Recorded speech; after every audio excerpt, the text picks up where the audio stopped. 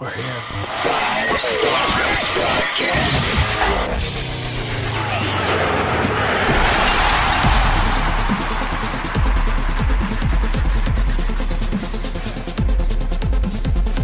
Hello and welcome to another edition of 5-Star Broadcast. I'm Andy Peck. And I'm Angelo Parenti. And this week we're going to talk about two things. We're going to talk about possible CM Punk return tomorrow at Raw, and then we're also going to talk about WWE Network. So we'll kick it off with CM Punk starting, or possibly coming back at Raw tomorrow. I've decided I'm not gonna get my hopes up. So this way, if he does come back, it'll be like Christmas morning at night. But if he doesn't, it'll just be like every day that's been since he left. So, but I don't know. I don't know what to expect because nobody is for sure. And ever since this has happened, after it kind of was so many different things, I just decided to not believe anything until I hear something from CM Punk or the WWE. But yeah, what do you think? I think tomorrow's Raw is going to be crazy regardless of... No matter what. Yeah, no matter what happens. They could bring anyone from Breaking Bad or The Walking Dead. Nothing's going to stop that crowd. Yeah, it's going to be insane. There's a Twitter account that is going around that they're trying to rally people to have, basically hijack the entire show. They have their manifesto coming out tonight of what they want to do, and I'm excited. I was supposed to go to Philly for a show, but I'm not going now because the possibility of this show turning into a riot and CM Punk possibly returning, I'm probably getting my hopes up. But it was leaked by somebody who's supposed to be a 100% reliable source of information. I read this other thing too. It's probably the same thing that it seems like everybody is hearing the same stuff, but this dude, I don't know, whatever. Like I said, nothing. This dude says he talked to something where it says how Vince McMahon has been working around the clock trying to get CM Punk back for WrestleMania and now Raw. And that's the thing. I think when this all happened, as days and weeks gone by, everyone was kind of like, they need to figure this out by the Chicago Raw. And if Punk's gonna come back, we think it's gonna be back by then. So there's a good chance, and it might just be this isn't real because we just didn't. It's here now, So yeah. But I don't know what to think. I wouldn't be so pumped if he comes back. I think if they do, I don't think they're gonna do it till the end of the show. Yeah. It's weird because I woke up this morning and I was thinking, it just popped in my head. I'm like, CM Punk could return on Monday in Chicago and it'll be the biggest thing ever. He'll, come out, the fans will be popping and everything, and then put him in that main event match against Orton and Batista, have him win the title, and then turn heel and go against Daniel Bryan and basically say, look, I did what you couldn't do. I got in the main event. I won the title. And have those two go at it for the next few months and just tear down the house at every single, show Daniel that they Bryan have. And CM Punk. Daniel Bryan and CM Punk. And then I go into the group and you posted that link about CM Punk coming back, and I was just like, shit, that might actually happen. Yeah, there's a couple of things I could think of. Put him back with Triple H. But I think if he's coming back because he was so pissed off about not being in that main event, if they're going to get him back, he either needs a sweet deal that's going to get him back, or they're going to put him in that main event match. They need something because, on Raw, it seems like the direction it's going in is Punk and Triple H. Daniel Bryan and Triple H. So there's nothing else for him. He's not going to come back to fight Kane at WrestleMania. No. That's not going to happen. Yeah. And that's one thing that I think could be an easy way to bring this up, because you got to think, okay, why would we just have CM Punk come back and throw him in the title picture? I think WWE still at least, goes with, you got to earn that title match. And CM Punk got straight up screwed out of his chance at the Royal Rumble with Kane, who is supposed to be working for the authority. So maybe they could be like, okay, CM Punk, you know, if you could beat Batista in a match, then you'll be in a triple threat match. And I think a lot of people are against like a triple threat main event, but if CM Punk is in that match, I think it'll do a total turnaround for how people are feeling about that main event for WrestleMania. Yeah, and I mean, I'm fine with the triple threat match at WrestleMania. It's better than Batista versus Orton, you know? And they've done triple threat matches in the past, and they're good. So I'm fine with it as long as we get some kind of change to that main event so it's not Batista Orton. But we might as well move on because we could ramble on about CM Punk forever and nothing's gonna come out of it because nobody knows. But next, let's just move on to the biggest thing ever. It is, especially once it start working. Like, I mean, I just watch it nonstop. Yeah. The WWE Network. Yeah, and there were some problems in the beginning. Ange and I both had Roku 3s, and there were some issues where, like, for the video on demand, you'd start trying to watch it, and then it would stop in the middle, or not even in the middle, like 5 minutes in. I mean, on Monday night, it would have been Sunday night.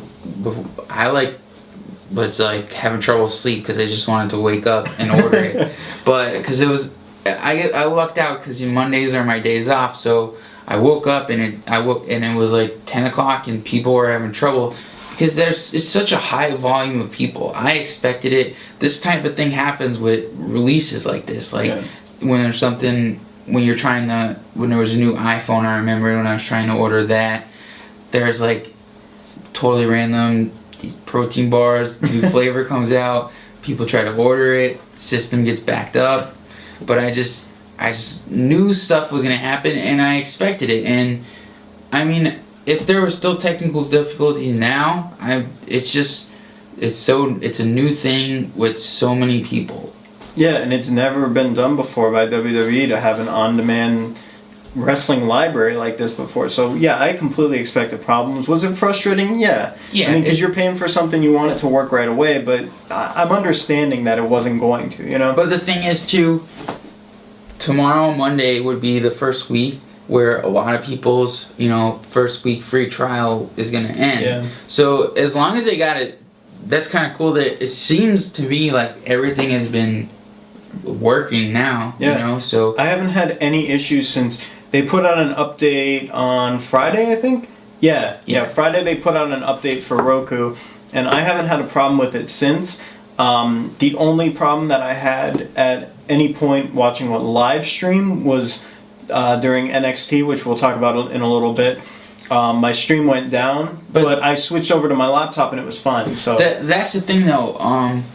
I didn't get to watch the stream, but luckily it's on demand. Mm-hmm. But when that happened, I went on Twitter. I tried to avoid it, but I went on Twitter and a bunch of people said it went down. Yeah. I think it was everything went down except for the stream on laptops. And they've been really cool about sending emails coming out and saying, we understand there's technical... Like, I've received like 2 or 3 of them, and that's kind of cool that they're owning up to, the problems and trying to fix it. I personally was tweeting back and forth with the, Ask WWE Network. They were doing whatever they... having me check the dates, having me check the software and stuff on my Roku. I was sending them pictures of the things that were coming up and my dog.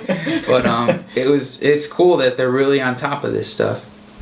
But now that it's working, I'm starting to, venture into some of the stuff and exploring a little bit, and I'm seeing some cool things that came out of it.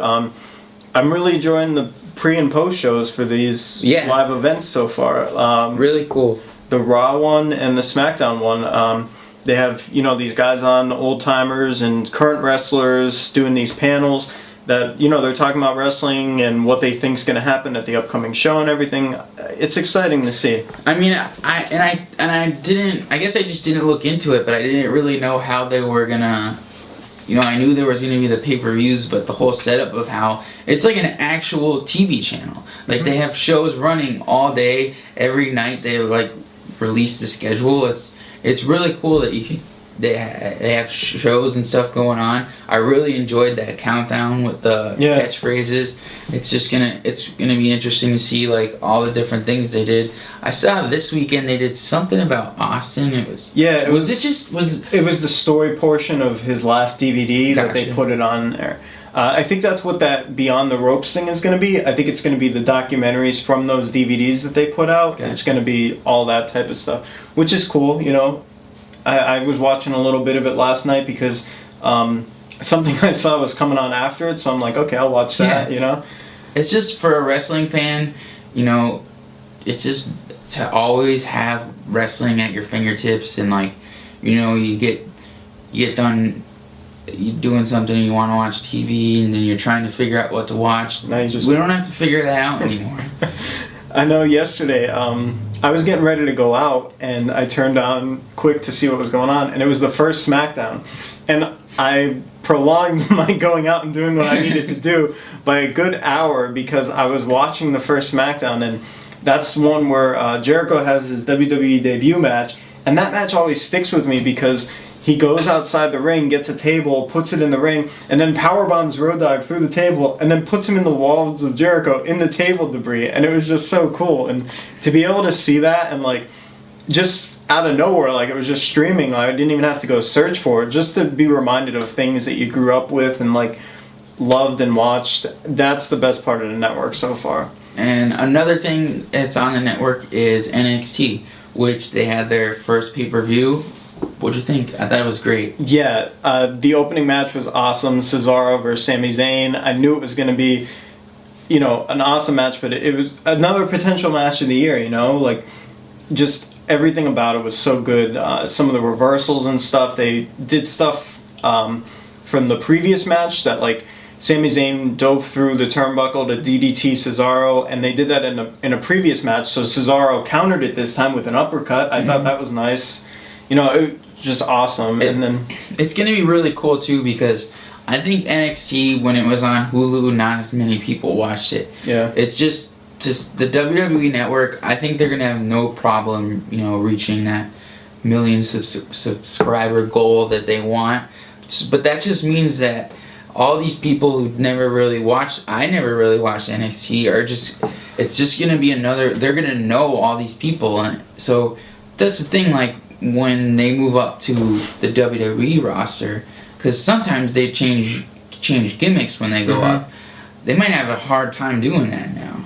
yeah, they'll probably stay more. Like I know Big E was a face down in NXT, and then he came up as a heel on the main roster. So they'll probably have to limit what they do with that. But I don't know. I think it'll be positive going forward. But as far as the wrestlers on NXT, I think it's going to help them out a lot to get them up. I mean, I don't think they're going to let anyone come up if they're not ready, but I think it's going to help Sami Zayn maybe finally get him up there. Everyone is into that, but And now they're pushing merch for NXT on WWE Shop. They have, you know, not only NXT themed stuff, but some of the wrestlers, like Paige has a shirt out, some of the other people. So that'll be cool for them. You know, they'll get more exposure, like you said, and be able to make some money off of the merch that sales that come through. How shitty must it feel to be a WWE diva? When NXT is like their divas division, which only has like how many, is so much better, and that match was longer than any Divas match I've seen, and I can't even remember a Divas match that was half that length. yeah, and awesome too. Yes. It wasn't just like that submission move that ended. I forget what they called it, but it was just amazing. Yeah, it was a great match, and then the final match was good too. Like, it's just all great, entertaining wrestling. Yeah. I think the only thing I can point out is not every match you need to hug it out. No, and I don't think they will all the time. My only complaint was bringing back Too Cool. I didn't think it fit with the show. I mean, I understand you got these the heels and the Ascension. I think that's what they were called, right? Mhm. And then you bring out Too Cool, and I get it. You know, they're the popular baby faces that people remember, so you know there'd be no confusion over who was heel and face. But I don't know. They could have brought out somebody else and had them lose. I think. Yeah, I don't but know. Other than that, great. Love the network. But Yeah. we're out of time. Oh, yeah, go ahead. We're out of here. Sorry. See ya.